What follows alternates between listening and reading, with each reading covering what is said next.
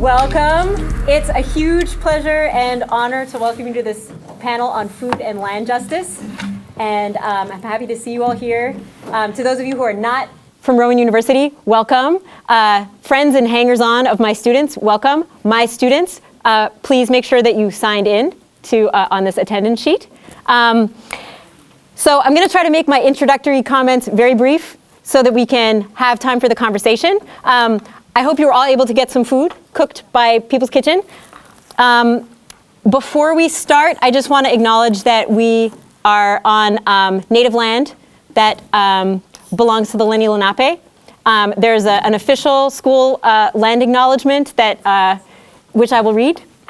We acknowledge that Rowan University rests on Native American land that is part of the traditional territory of the Lenni Lenape, called Lenapehoking. We acknowledge the Lenni Lenape as the original people of this land and honor their continuing relationship with their territory. During the colonial era and early federal period, many tribal members were removed, but some also remain among the continuing historical tribal communities of the region: the Nanticoke Lenni Lenape Tribal Nation, the Ramapo Lenape Nation, and the Powhatan Lenape Nation, the Nanticoke of Millsboro, Delaware, and the Lenape of Cheswold, Delaware. We recognize and share their historic desire for harmony among the indigenous people of this land, descendants of immigrants and descendants of the enslaved brought here forcibly, as long as the rivers and creeks flow and the sun, moon, and stars shine. Okay, so just a few more things. First of all, thank yous. Thank you to all of you for being here.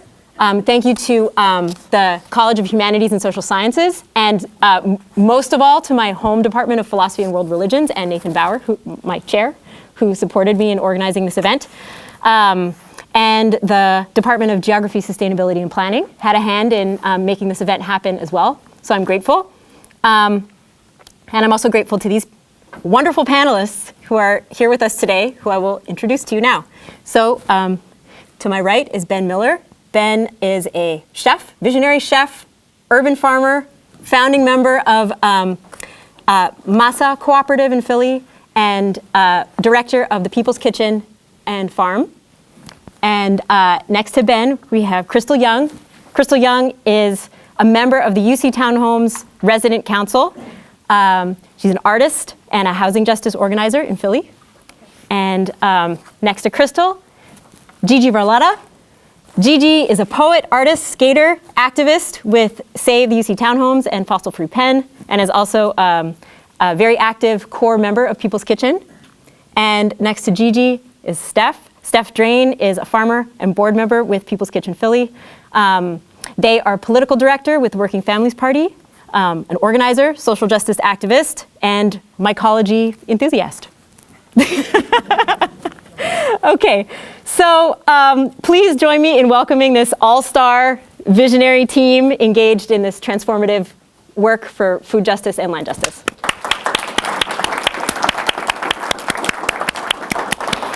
So I wanted to get started by just asking all of you some intro questions to hear about your work, and then we'll have some discussion, and then we'll open it up for a Q&A. So the first question I want to ask each one of you, in no particular order, is to talk a little bit about the project that you work with and how you came to be doing that work. So anybody want to start? Ben, you want to start? Sure. All right. How'd everybody like the food? Oh, so fantastic. All right. Cool. So the food that we served today, it was prepared by a crew that we had that was working in the kitchen yesterday.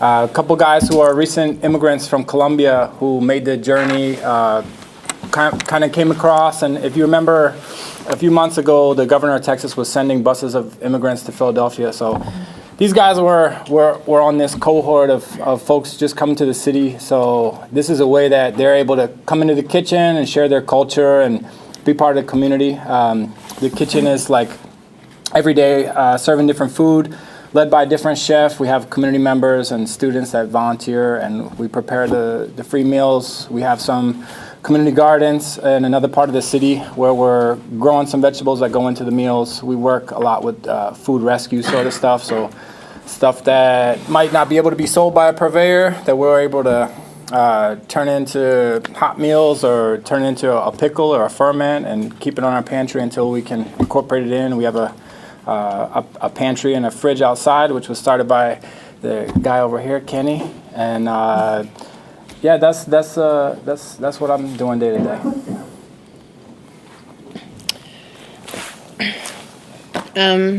For me, I'm a University City Townhome resident. I got into activists by being displaced from housing.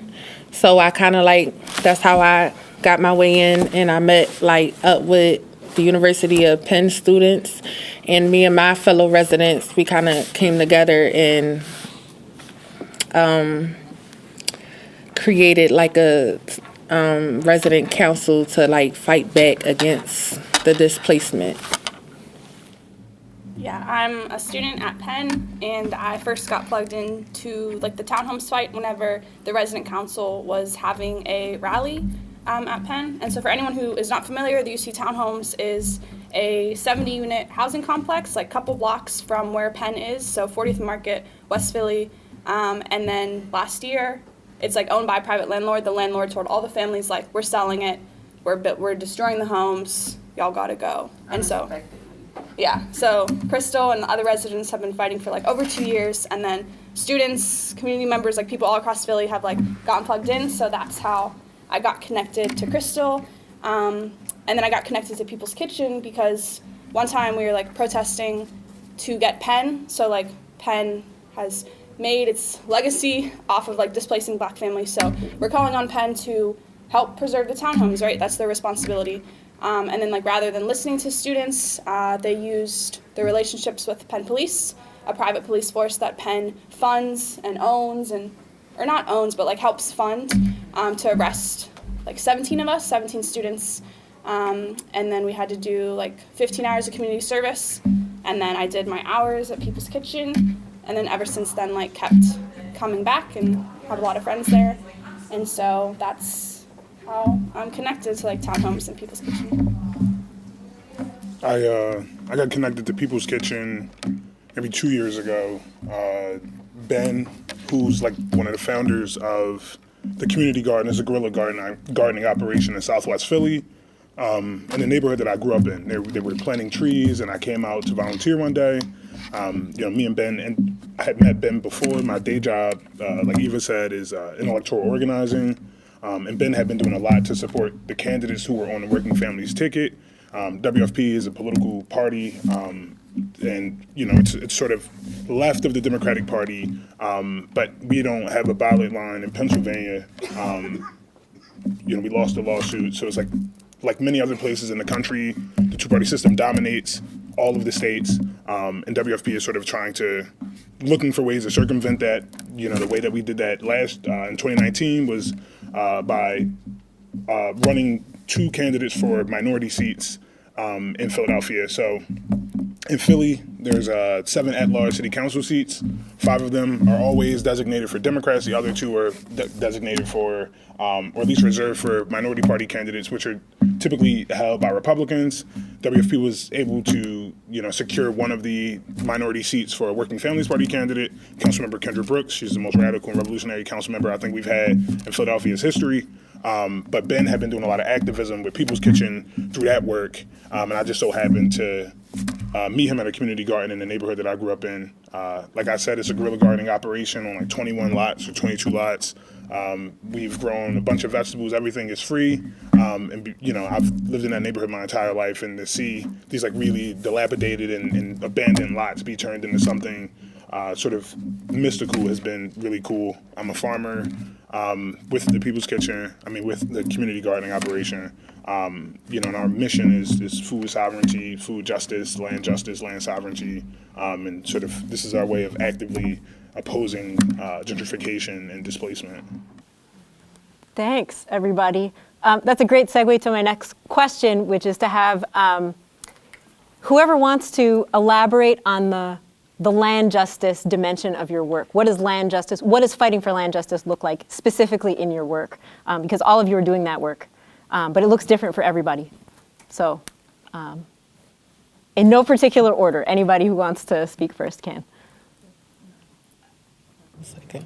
Yeah. For us at the townhomes, it looks like thinking about keeping families and communities on the land that they've lived on, in the houses they've lived in the neighborhood they've lived in, not only to be able to live in the house that you've lived in for decades, but to have trees and green space and a yard and a community center space, like, which is really, really rare in the neighborhood near Penn and Drexel, because they've bought up all of the land and forced families away and just really like destroyed these communities. And so like the townhomes is really special because not only is it like fighting for keeping low income Section 8 housing right in the heart of this neighborhood, but it's like showing all across Philly and like the country that this whole system where these private landlords can just decide to sell this housing as if it's just like not people's homes. Like this idea of like private ownership is terrible, and this idea of like who owns things, like for example with the townhomes, the landlord is just some person who like lives in somewhere like fancy suburbs, like never comes to the neighborhood, doesn't know the neighborhood, and just like he just wakes up one day and is like, oh, I want to make more money than I'm already getting. Like it's not like he's not getting money, because the way that Section 8 housing works is that residents pay, like if they have a voucher, they pay that, and then like the government pays the rest The of it. 30% of your income. Let me just talk a little bit more about the townhomes. The townhomes was built in like 1980 or 84, between those years. It got built because of the mayor? The mayor at the time, his name was Rizzo. He was being racist. He was making racial slurs in court, and a judge just made him they made them release the $100 million to build the townhomes for Black and brown families, and mix as well. So that's how the townhomes had came about. So now that Altman, he owns the townhomes. His father was the one who built the townhomes. He was the one in charge, but he died, so Altman took over. So now Altman wants to sell it and displace 70 families. And that's kind of where that came in there. This is the last structure in Philadelphia that's structured like our townhomes. There's no other structure like that, especially to house disabled residents and elderly people. So if they take that away, it's going to be horrible. And not only that, between now and the next 5 years, a lot of people on low income and with vouchers are going to be displaced in Philadelphia, and they don't have a plan for those people. I'd say that I guess on the gardens and land justice and food sovereignty. So Southwest Philly is really interesting because it's one of the smaller parts of Philadelphia. And it's crazy because not a fifth of the city's population lives in Southwest. It's smaller than that, but a fifth of the city's population that lives in a food desert lives in Southwest Philly. So that's almost every resident in Southwest Philly lives in a food desert. We have one major supermarket, which is largely inaccessible. It's closer to the airport. There's only one way to get there on public transportation. We have a disproportionate number of vacant lots, which are not being used for anything. And it's also one of the places where gentrification has sort of been halted largely. It's still looks the same, but it's ethnically diverse. It's primarily Black, but you have the largest Liberian immigrant population in the country lives in Southwest. It's over 25,000 people. You have a bunch of Southeast Asian immigrants in Southwest Philly, and a lot of these folks are growing food in their backyards. They're growing native plants to themselves. They're growing things that grow here. But that's because we don't have access to food. There's no access there. And, one of the things that Philadelphia has been really shitty at is just, sort of using its natural land. We have an Office of Urban Planning, which has sort of recently been overhauled. But our vacant lots just kind of are either sold for nickels on a dime at sheriff sales. And then, sort of in tandem with the sort of ineptness of the Register of Wills, their office, who sort of deal with tangled titles and dealing with home ownership. You got a bunch of people who live in houses but aren't actively on deeds because maybe a family member died. So you have a great number of people who are being displaced, and their land being sold, their homes being sold, and I think our desire, at least my desire, is to see sort of Philadelphia use its sort of green space and natural land to produce food, but also to produce flowering crops and things that pollinate. We just need to be sort of like reinvesting in and reengaging with nature. It should be centered in any development, and that's what we're pushing for. Yeah. Yeah, and I just want to build on what Steph is saying and give a shout out to our ward leader out there in this neighborhood, and just touch a little bit on how I think the city politicians kind of view development. They like looking at money versus green space. Like they want to clear the roads for the developers, give them a 10-year tax abatement, which basically means they don't pay taxes for 10 years on things that they build. And thinking somehow that bringing this sort of development into the city is going to solve the problems that we have in the city, but it doesn't touch the problems in the city.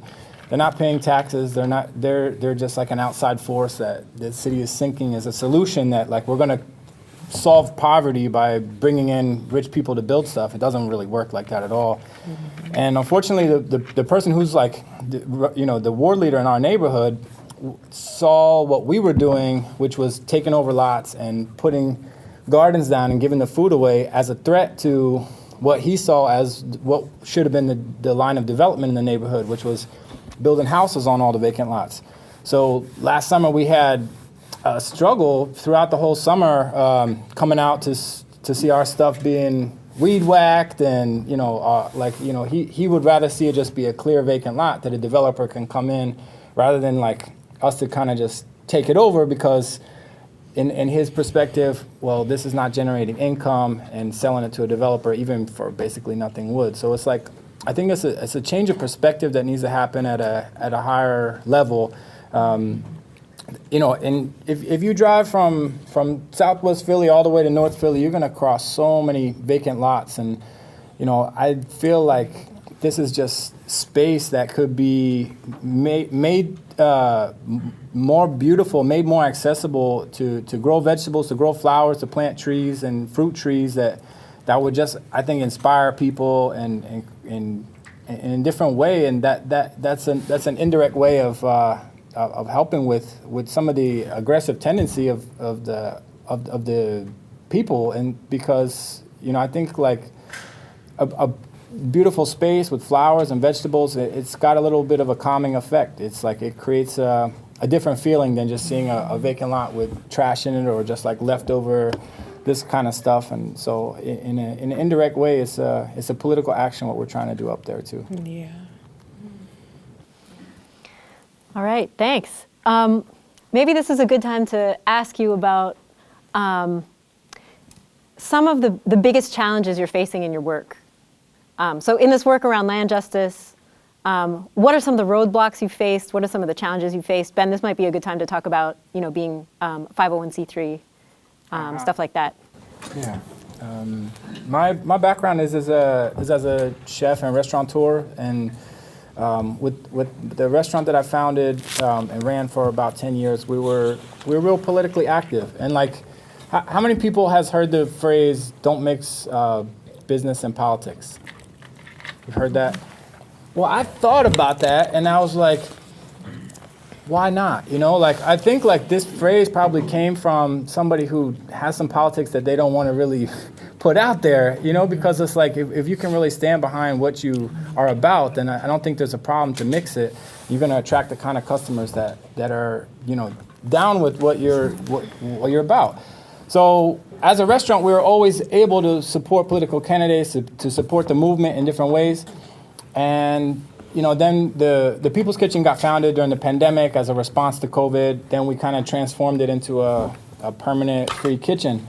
And becoming a nonprofit, now they're telling me, well, I can't support any candidates, I can't talk about politics, I can't have anybody in there. And it's like, it's just all new to me. And for me, it just kind of, it seems like I don't understand why businesses can support political candidates, but the organizations that work directly with community and have impact in the community cannot say anything. Like I can't put a sign up for the political candidate that I want people to vote for and whatever. And so I just kind of coming through this sort of thing and having to ask a lot of people who are in the nonprofit world, like, hey, what can I say? What can I do? Like, to support the kind of movement work. But I feel like, I'm being silenced as well by being a community organization, and just like, where does that that law come from that a 501c3 can't politically organize, and like why is it disenfranchising the people who are doing work in the community? And so like, as I want to try to support the work that Steph's doing and the candidates and the people who I think are going to make a progressive change in the city, I also feel like it's becoming a 501c3. It was like, now I'm not able to do that. So it's an interesting kind of disenfranchisement of that shift in our organization. Yes. Pretty crazy. Other people? Challenges? What we've seen is that kind of what they said, like developers, institutions like Penn, Drexel, like everyone only cares about money. Most of these city council people, yeah, you want to talk about the ways. Literally everyone who y'all have met with. Yeah, just really cared about profit. I'm meeting with a lot of the hospitals, the medical people, and I've been having a lot of meetings with them, speaking on if we're your patients at the end of the day. Y'all within our community. The townhouses is right across the street from our doctors, like down the street. Corner is literally at the next corner. So like, we're in a prime area. We got the doctors, dentists, restaurants, the L's right there on the corner of our. We're in a prime area, so I'm getting the hospitals, I'm getting the doctors. We're your patients. We're y'all within the community, as in our community as well. So if you really care, we need y'all to step up and use your platform to speak out and to help us get the land that we need, because y'all the ones who've been gentrifying us for over 40 years now. Y'all took away our homes, y'all stripped our homes, y'all took away everything and continue to build, and then y'all want to continue to do the same thing over and over again. That's absurd, not on my watch. So I've been having a lot of meetings with them, helping out with the kids as well, because the kids, half of them kids, they was born there. So they don't know nowhere else, and a lot of the different neighborhoods are really not safe. So they come back to the townhouses, and they come to my house every single day, like my house. I sacrifice my time, my space, my energy to let these kids just be free in my house, let them be safe. We do artwork, movies, skateboard, movie night, you name it, we do it. And long as they happy, that makes me happy. But these your patients, Penn, so y'all need to cough up something to help me fund this little program I got in my house. So now they're starting to, what is it? Was it? Yeah, they gave us like grant money, but it got approved. I'm just still waiting on it. But they're starting a little at a time, and I'm grateful for it, but I'm going to continue to have these meetings so they can continue to push and call on Jamie Gauthier, our council person for our district, and to get them to use their platform and to stand up. Steph, you want to speak to any challenges in the work?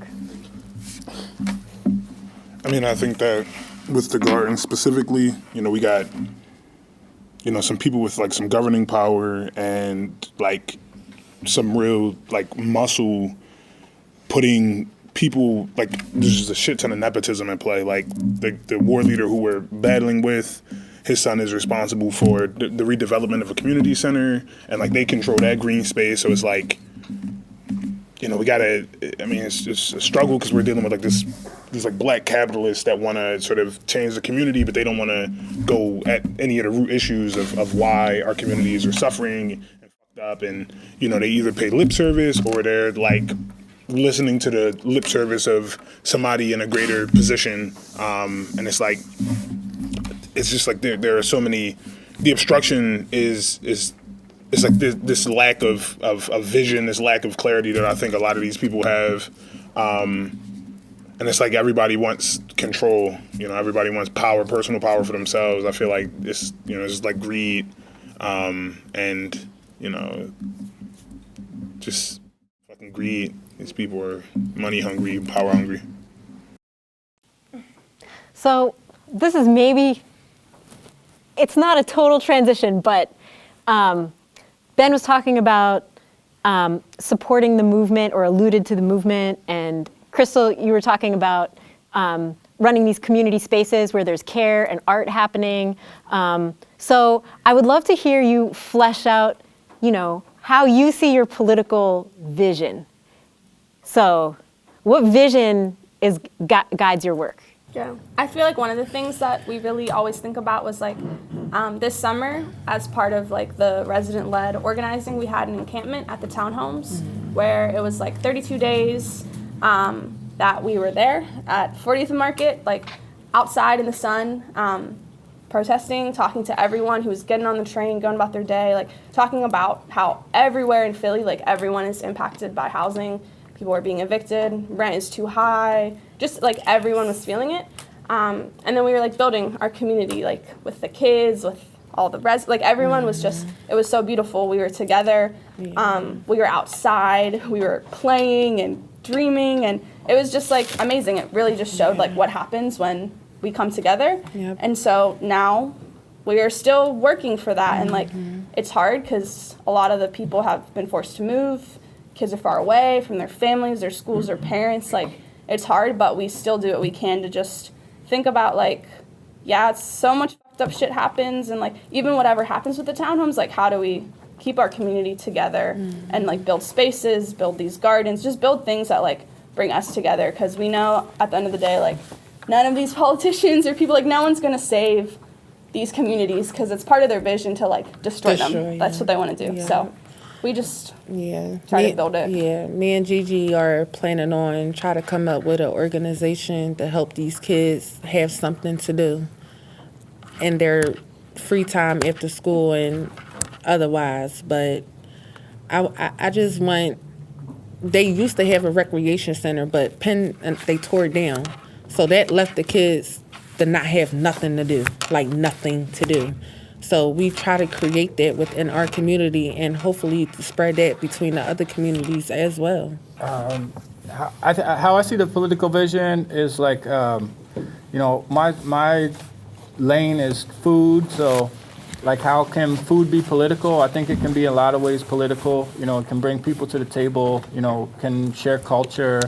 You can share stories through ingredients and cooking stories. I mean, as a cook myself, like, my repertoire of cooking is based off of the experiences I had and the relationships I had with people, and what I can present with our food, and how, like, we can put some love into the food, and we can put some nourishment into the food, and make it at a good quality food that can reach people, and so that they say this is not just like a soup kitchen, but it's like something that I could eat at a restaurant, and that the food is dignified, and that it's kind of like level the playing field, that everyone can eat the same food and everyone can have access to something good and nutritious, and in a way that's kind of like expressing our political ideology of inclusion and equality. I mean, I think that the vision is always freedom. Like, people should be free to have access to clean air and clean water. These are constitutional rights that are actively violated.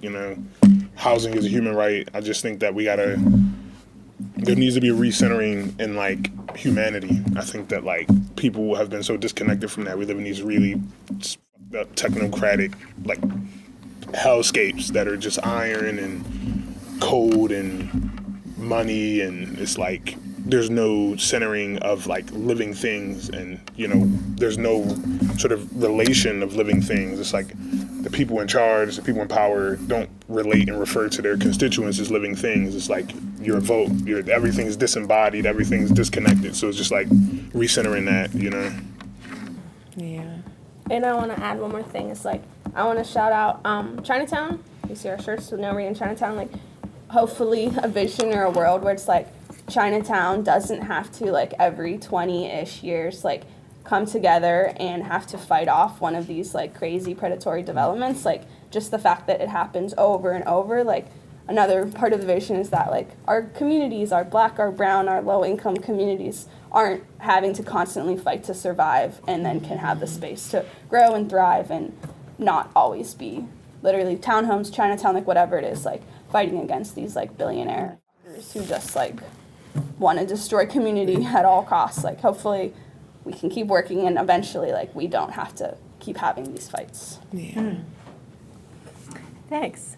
I'm interested to know, well, I would love for you to share with everybody in this room how you, I see each one of you as an organizer and as building community and community power through your work in very different ways. And it would be great to hear you share what that looks like in your respective projects. I mean, I know it's similar to asking the question about what your political vision is, but specifically, how is it that you build community power? Crystal, we heard a little bit about bringing kids together and like art and skateboarding and movie nights and stuff like that. But I'd love to, go a little bit deeper with everybody on this panel. I've had the opportunity to work with a lot of young people in the kitchen. When we first got started, we had a lot of students. This was during the pandemic, so it was like they didn't have a kitchen classroom to cook in, so like culinary students were able to come in. And as an organizer, the way I saw it is like they're going through a culinary education, but like we're giving them culinary education, but also kind of talking to them about you don't just have to use these skills to go into a fancy restaurant. Like you can, like the skills of cooking and catering and cooking good food is like a tool for your own community. And so to like think that you don't have to constantly try to impress the higher ups, but like make sure that your own community is taken care for and well fed. I think that was that's always something that I think about working with younger cooks. Yeah. I don't know. I just don't think about self. Like, I think about other people. So that's why I really became an activist as well. Like, I can't be okay with moving out and my fellow residents that's bedbound and in a wheelchair just stuck and don't have nowhere to go. I'm not okay with that. And that's why I just want to build community and try to network with people and gather up, knowing people's interests and trying to gather up and try to figure out what can we do to move forward to tackle this. So, like, I don't know, like, that's it. Networking for real. Philadelphia is just, it's not good. They've been gentrifying every fucking thing. It's sad. It's really going to hit the whole Philadelphia. The whole West Philly is going to be suffering between now and 5 years, but it's really going to be detrimental in 5 years. And I don't want to see that. So hopefully between now and 5 years that we can get some type of underlying groundwork as far as what you had mentioned, as far as trying to get some structure and try to recenter this thing with housing, like human rights and things like that, what we supposed to have, not what we supposed to be fighting against to get. So we got to start somewhere. I feel like I build community, kind of like Crystal said, with all the kids and thinking about really making space for kids and people of all ages to come together, talk about what they're feeling, what they're dreaming, like how we can build that together.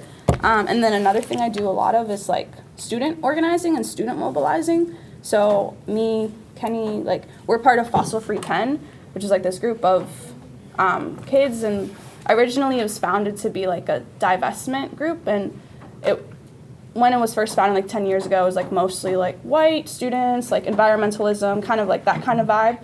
But it's been really cool seeing how over time it's been about like climate justice is like racial justice is like housing justice. And so that has been really, really cool and important to see. I feel like it's probably one of the first times ever where like Penn students and community members like actually have real relationships, like really actually using our power like as Penn students to do something. And so that is cool too, because maybe some of y'all feel like frustrated, like if you're part of a university or institution and you're like, they do a lot of shit, like what can I do? But knowing that like as students you actually have a lot of power, like we're paying tuition, like we have more power than faculty or anyone really. Like the students are the people that if students like come and are like no, like the university has to listen because like we're the clients of them. Like and the whole like money thing, like the university listens when the people who pay them are like mad or upset. So just showing other students like we can do stuff and our voices matter, and just building the relationships, and like shout out to Crystal and the residents for like making the space to like create those relationships. So that has been really valuable to me. You know, I wish that I could be spending all my time toiling and like growing vegetables and like teaching the kids how to do that and like preparing nutritious meals, but I'm a fucking electoral organizer and it's pretty fucking dreadful. Yeah, when I sat down with city, state officials and had meetings with them, and I listened to everything they said, and they never once mentioned the people. It was more or less them and developers. And I'm like, okay, I never heard you say nothing about the people not one time, but y'all want our fucking votes. Y'all want us to be okay with this shit. Give y'all the votes so y'all can profit while we lack. No, y'all not getting shit from me. What y'all need to do is fix this shit, because y'all already got our votes. And what are we getting now? Y'all done raised the rent up. I live in a 2-bedroom. If HUD don't cover my 30%, I would be paying like $1,350 or more, maybe $1,800, because they actually went up. The 3 bedrooms are close to $2,000. So if that's not covered, I'll be stuck with paying that big ass amount, not including my bills, like as far as electric, gas, and necessities, things of that nature. It's crazy. It got to the point where I got frustrated, and a couple other residents got frustrated and voiced their opinion, to the point where we had them look back like, yeah, we're fucking up here. Some of them had tears in their eyes, but do I give a fuck about the tears? No, because what's the tears for? I need y'all to do something. Y'all need to fix the bill. Find a new legislation. Do something. Because right now Philadelphia is suffering and they don't care about nothing. Nothing but profit. And we're going to continue to fight against that shit. So it is a huge privilege to hear from people who are fighting on all these fronts, people on the front lines of this work. And I was hoping that some of you, if not all of you, could try to spell out how the work you're doing is connected to the other work of people on this panel. Because I think sometimes it's not necessarily, people don't necessarily assume, unless they're living it in the day-to-day, that land justice, food justice, housing justice, racial justice, that environmental justice, that all of these things are interlocking struggles. So if you could really just try to spell it out for people, that would be great. Man, I'll go. I think that like I've tried to like organize in other ways that aren't explicitly electoral, but everything comes back to some legislation or like having to get something passed by some elected official. Like every obstacle is about politics. Everything's political, and politicians are sort of they're a governing body. It's like, I grew up in a public housing project in Philly. PHA is the largest landlord in Philadelphia. There are HUD subsidized units. So it's like HUD pays for, or the government pays for, a part of people's rents in PHA. It's really similar to the townhomes, but they're under PHA, the Philadelphia Housing Authority, and you know, it's a public body, but there are a bunch of people who are hired on this board who make a shit ton of money, and the oversight commission is appointed by the mayor of Philadelphia. So it's like our mayor, Jim Kenney, this been asleep since he's been elected, and you know, it's like every demand that we have, every obstacle we run into is like we're running into this board that's been appointed by the mayor, and people have been pushed off, but they're always reappointed, and they always have some connection to these elected officials. And I think that the way that my work intersects with the land justice work and the housing justice work is that the reason why we're in these situations is because of some shitty legislation that's been passed, or a lack of sort of engagement by elected officials to hold developers accountable. Like Ben was talking about the 10-year tax abatement, but it's also like a perfect example with the townhomes. Councilmember Jamie Gaultier sort of went against the developer. I think initially the units were supposed to be 40 units at 20% like AMI. AMI is the annual median income in Philadelphia. That's $100,000 a year. So yeah, it's a lot of money.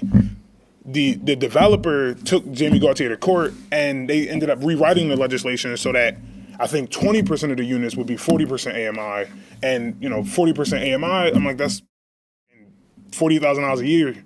Most people don't make that much money in Philadelphia. The median income, I think, is $35,000. So it's like, and in other places in Philly, I mean, the income is even lower than that. So it's like, it all comes back to the shitty legislators and the shitty developers, and we're like trying to hold them accountable. Yeah. They want to continue to make the poor poorer and the rich richer. Not on my watch. Not while I'm on this earth. Not while I got the opportunity to fight back and stand up against these people. So.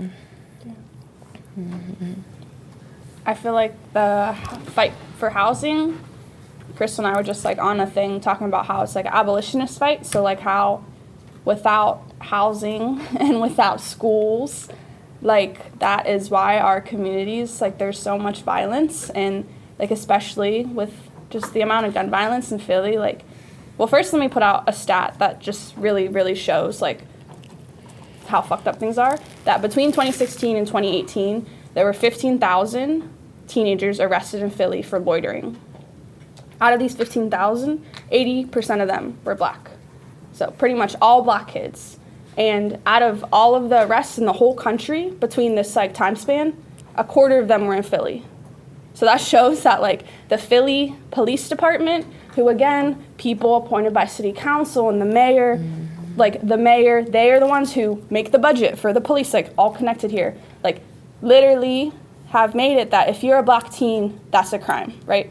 Goes back to housing. Whenever you take away people's housing, force these kids and families to move all across the city, really far away. First off, they don't have a space to come together. They don't have somewhere to go. So where do they go? You go downtown, right?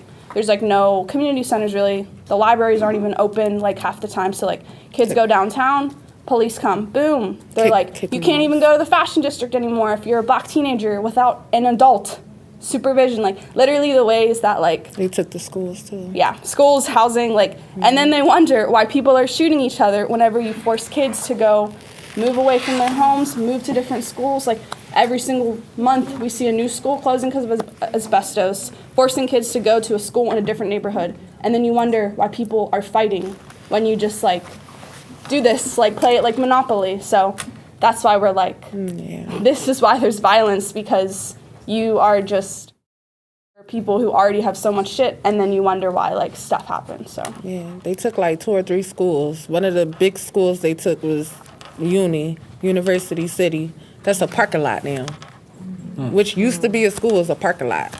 So like, they wanted to tear our houses down and build a science center. No, no, like no.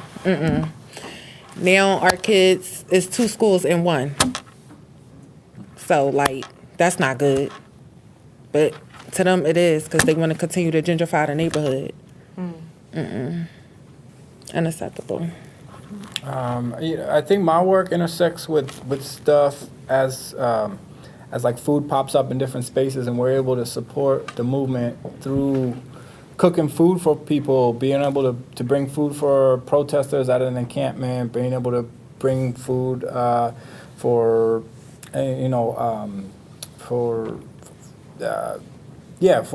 like we were supporting students that were encamping at Drexel University over the last month or so, and we also like used our technique of like guerrilla gardening at the townhomes and put some gardens in there.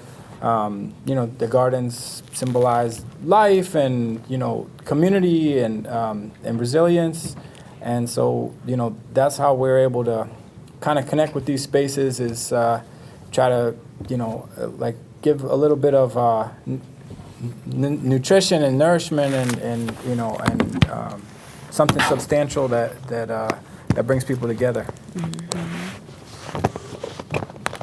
Thank you. So we have about 15 minutes left. I actually have a few more questions, but I want to give students the opportunity to ask questions before we get kicked out of this room. So students of mine and Rowan students in general. Any questions? Yeah, go ahead. Learn about it, show up. I feel like with the townhomes, it's like stay updated, talk about it. My bad. And then learn about like in your own communities, like I'm sure that Rowan, just like every university, like what the shit are they doing to Glassboro, and like how as students, can you talk about it? Can you like connect with your neighbors?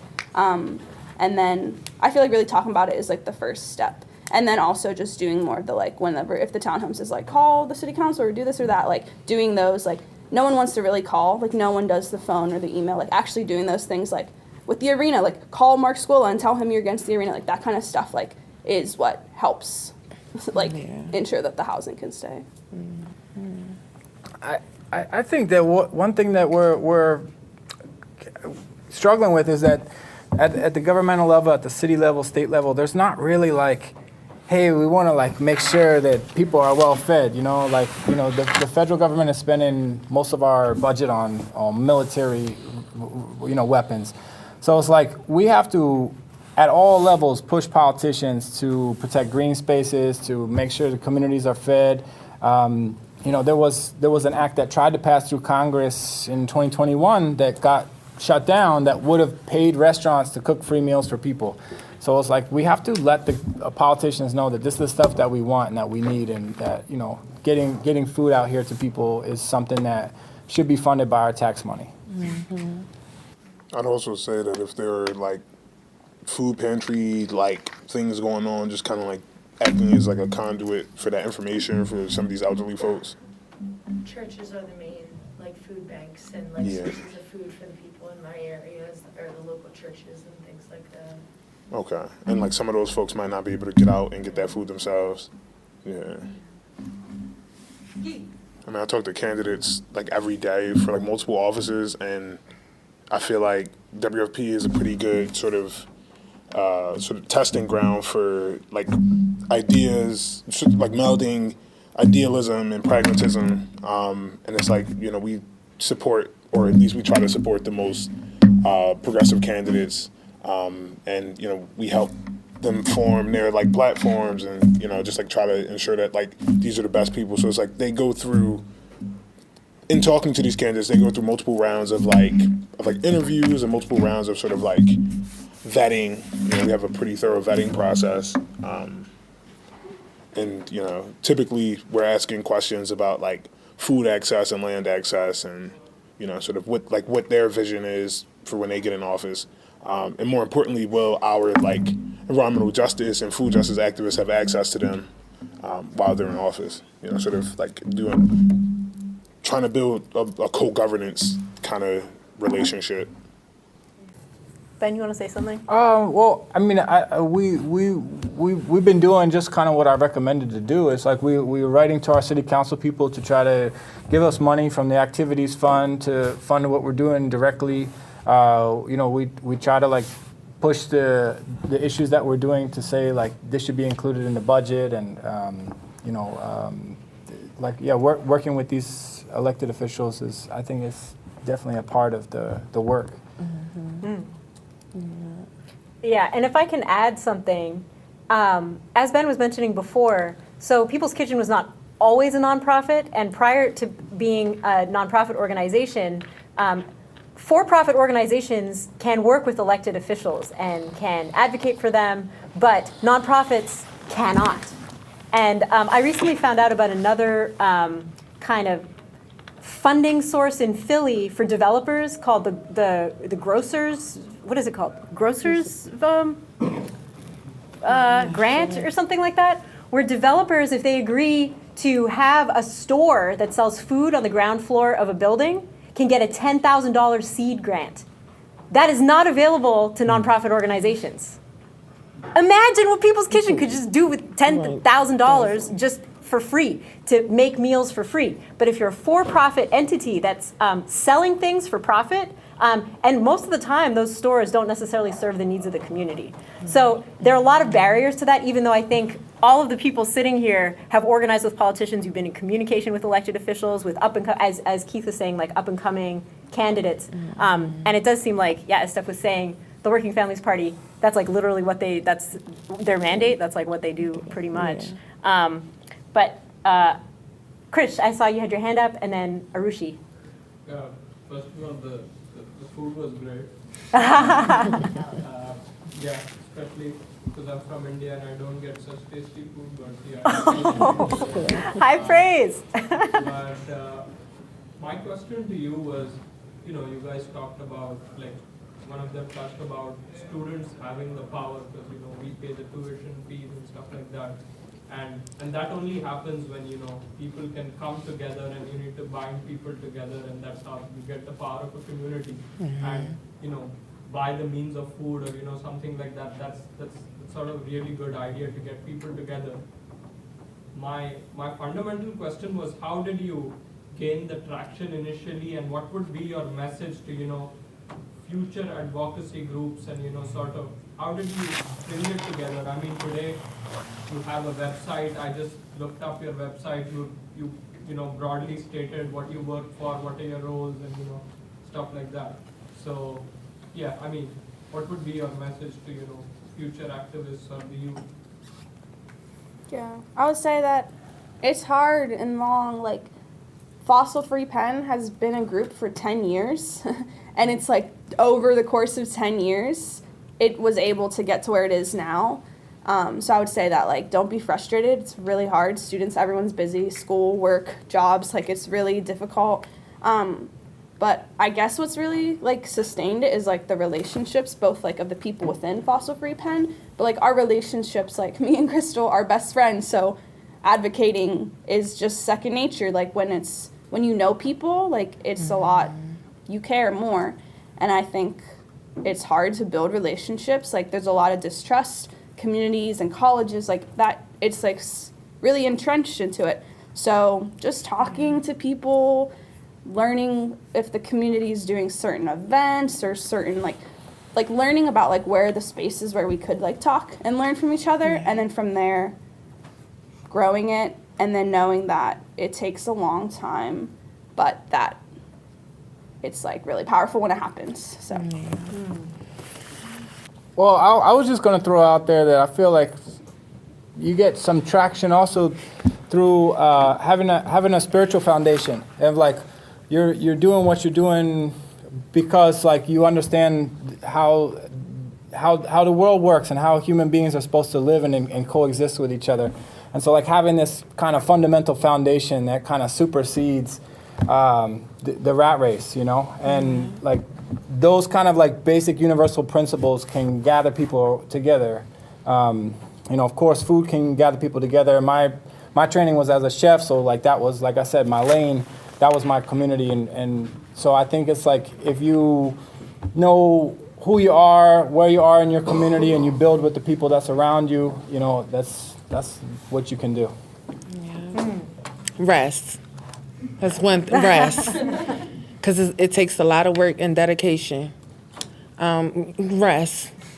Because before I actually got into this, one of our fellow supporter, he lost a friend that was advocating, and she made it up to the governor, like, level to have a meeting with these people, and she won it, but she passed away. So, like, get your rest. Like, rest. It does take a lot of work and dedication, but I look at it more as a duty, like a duty for me. This is something that I don't look at as a job. Like, so it's a duty for me, but rest, get your rest, and you'll be able to attend these meetings, to protest, whatever you want. Rest. That's number one. Yeah, and I'll add to, like, kind of on the same thing that I was talking about, is, like, it's not really doing this stuff for money or for power or anything like that. But if you have the kind of foundation that, like, you can kind of understand the repercussions of your actions and karma and this sort of thing, it's like there's other worlds than just the material world that we're living in and the kind of basic thing that we're seeing. So it's like, you can be building work that's gonna outlive you, that's gonna like, you know, enhance your spirit and all this kind of stuff. And I think that's like that's another kind of wealth, I think, that you can build for yourself. That's another kind of like richness and, you know, like fullness of life that, you know, is not necessarily the materialistic thing, but it is valuable in a different way. Yeah. Building on a faulty foundation gonna always fall. Seriously, that? God keep it real. No, go ahead. I feel like we talk about this like with the townhomes because it's just really hard to go against a billionaire, like a private land. Like it's no one has ever really done this fight or won it. So it's really hard and frustrating. And I feel like what we remind ourselves is like the fun and the little joy, like looking at the moments where we are still together and still what we have each other and those like the relationships, because like I guess like the joy, you know, people say that, but like unless you have like the happy part of it, then you'll just be exhausted.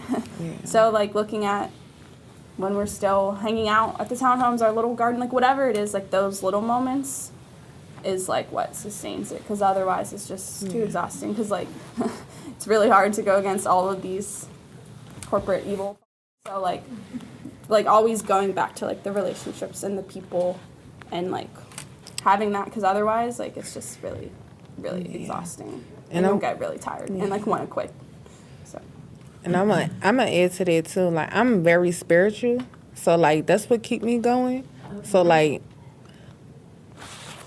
when God tell me to go, I go. When He tell me to stop, like this is it. But I'm not gonna never give up. Like it may take a year, it may take 2, it may take 3, it may take 4, but it may get tiring. But you gotta continue to put one foot in front of the other. And it may, once you feel like, damn, I gotta give up, I wanna give up, you so close to the finish line, it's like keep going, because you just never know. It could be within a 24-hour or the minute mark where your final destination is complete. So just don't be discouraged. Don't discourage yourself. Just try to stay in a high vibration and have a positive mindset about it, and know that you will get to the end of it. Any other questions? Well, if you're my student, I hope you're thinking of connections with a lot of stuff we've read.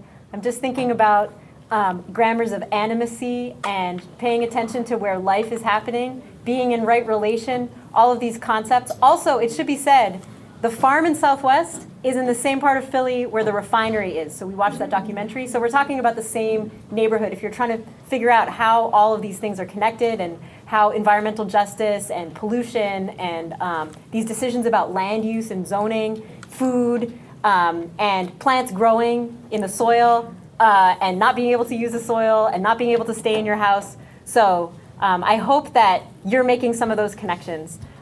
So please join me in thanking our amazing panelists.